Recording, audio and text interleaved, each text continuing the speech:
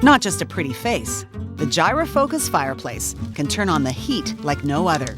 The world's premier suspended fireplace has people everywhere saying, ooh la la.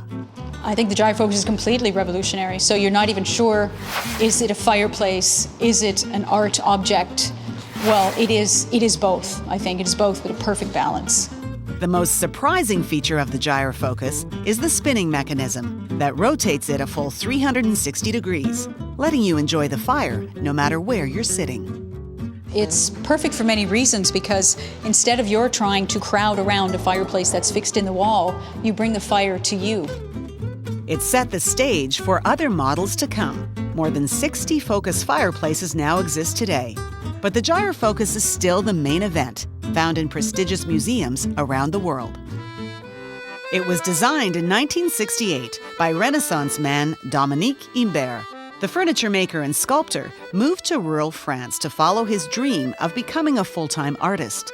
And the fireplace came out of a necessity to simply keep warm. I made a fireplace with pieces of iron I found in my workshop. But the first one was against the wall. And what I thought it was to have a fireplace in the middle of a room so everybody could see it.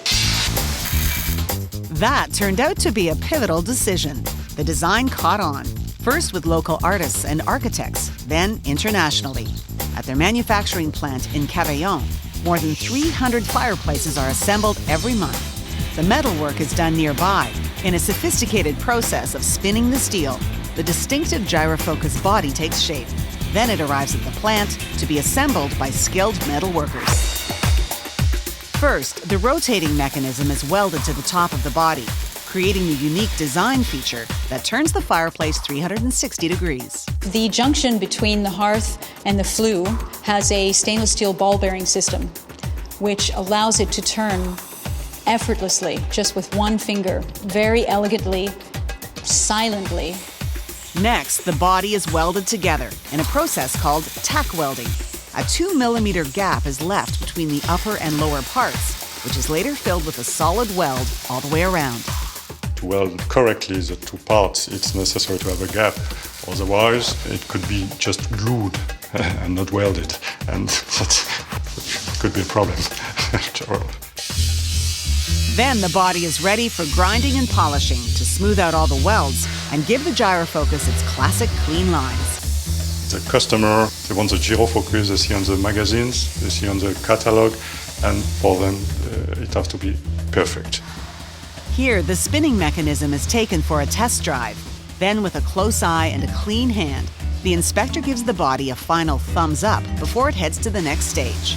That's a good wash, a final scrub down before receiving its special fire-resistant coating. It's done with a special process called electrostatic painting, where an electrical current is run through the paint. This makes it stick to the steel surface of the Gyrofocus like a magnet. Now the Gyrofocus goes into the large oven that bakes the paint to the surface of the metal body. Next, the flue is cut to size according to the homeowner's specifications. Then the damper is installed and it's ready to be attached to the body.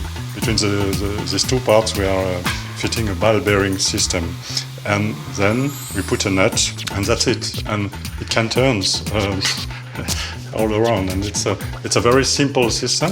It's still the same from the beginning of the Gyrofocus.